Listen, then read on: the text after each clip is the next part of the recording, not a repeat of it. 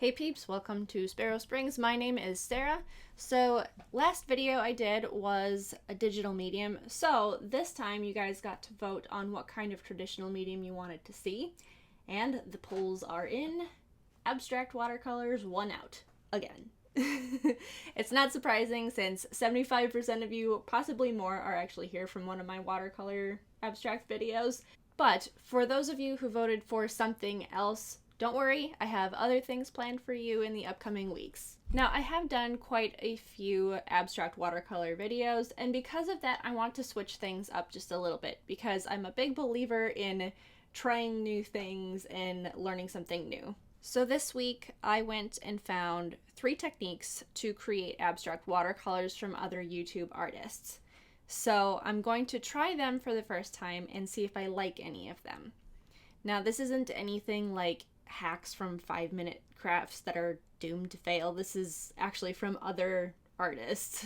Although I am dying to try some of those 5-minute craft videos just to see if I can actually make them work. But that's another video. Real quick, if you're new here, I am an artist who likes to dabble in traditional and digital mediums. So if you like learning new things, or if you just like watching a lot of fun art stuff, consider hitting the subscribe button. Okay, so our first video is by creationsceecee, and by the way, all of these will be down below in the description if you want to watch them.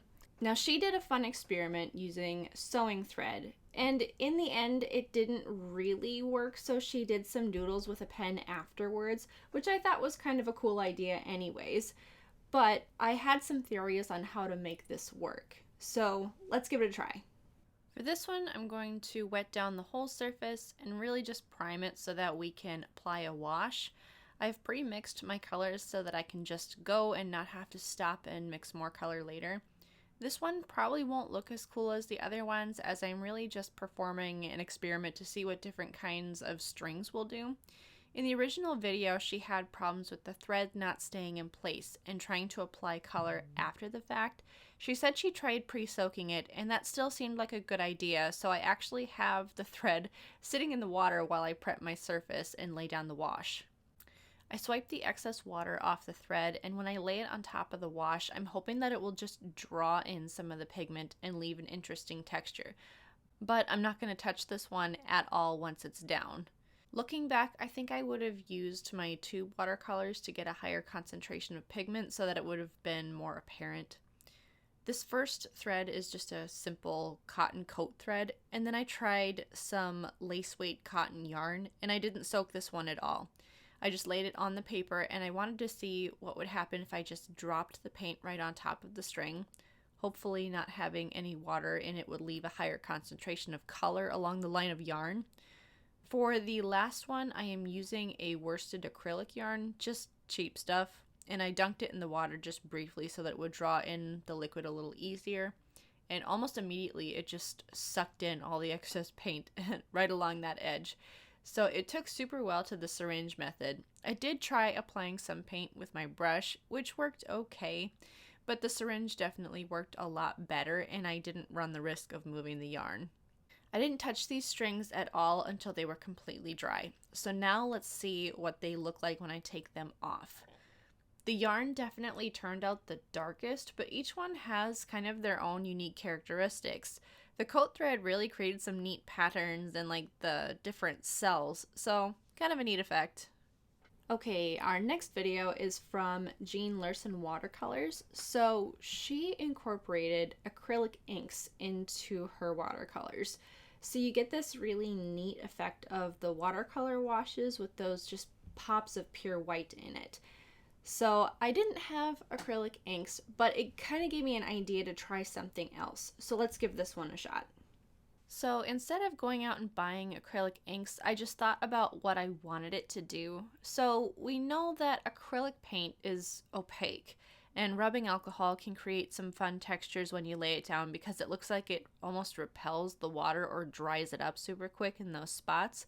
So I wanted to see what would happen if I watered down some acrylic paint with the rubbing alcohol, if it would create a similar effect. Full disclaimer, I have no idea what this does to the integrity of the paint. It's just an experiment. Now, you don't need much at all. I really only took a very small dab of paint and just a splash of rubbing alcohol. Now, I also took the opportunity to try a different method of securing the paper, and I actually wet both sides of the paper and laid it on my table. This is amazing. I've seen people do it before, but I always liked the look of like a clean white taped border, but I'm not gonna lie, this was super convenient. The paper didn't curl or bubble at all while I was painting, and it just made for an enjoyable painting experience. Now, after applying my washes, I put some more pure color in there because I want the best circumstances possible to see if the white will even show up. I really liked this effect. We got a combination of the rubbing alcohol plus some opaqueness from the acrylic paint. Looking back, I would let it dry out just a little bit more because I think the acrylic paint bled through the other colors and just made everything more muted.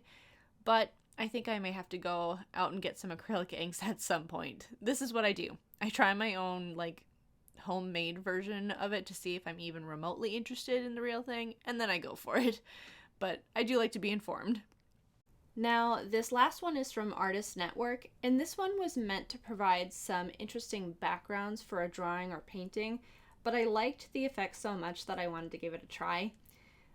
So she kind of pre-wets the surface with a spray bottle and pours large amounts of paint on it and just lets it all mix together. And because there's only portions of the paper that are wet, you get kind of this spider webbing kind of effect.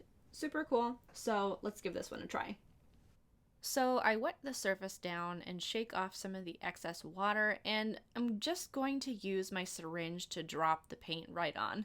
Just a note, for this one to work, you need to secure your piece to something other than your table so that you can pick it up and move it around.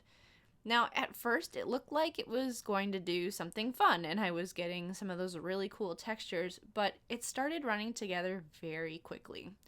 So there's a few things to note with this. It's really easy to overwork your canvas. Quit while you're ahead. And a few other things, just as suggestions. I think this works better with a larger sheet of paper where you have more surface area to play with.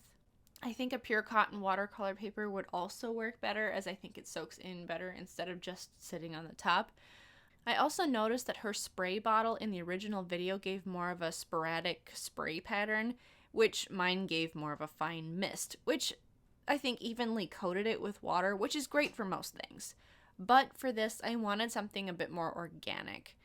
I did find that dropping the paint on it from a higher point gave me more patterns to work with, but it got very messy, which, we're artists, it's an occupational hazard. As kind of a bonus, I did this again using less water to start and using less paint. And I think it gave me a better result, but not anything like the original video. However, she did say that this was more for an interesting background for a drawing or painting, which I would totally use this for a background for a drawing. Maybe that can be part of another video. However, with this one, I did decide to tweak it just a little bit. Since I have this really cool texture happening, while the paper was still wet, I just lightly spattered some pure color and let it bleed wherever. And this turned out really neat, because the little veins of paint that were already there just made the paint bloom. But with this, it's really important that I didn't move it around too much, or the colors would just all run together. So here are the final results of all 4 techniques once they were all dry. They actually changed a lot as they dried, so you never really know what the final result will be just from looking at it while it's still wet.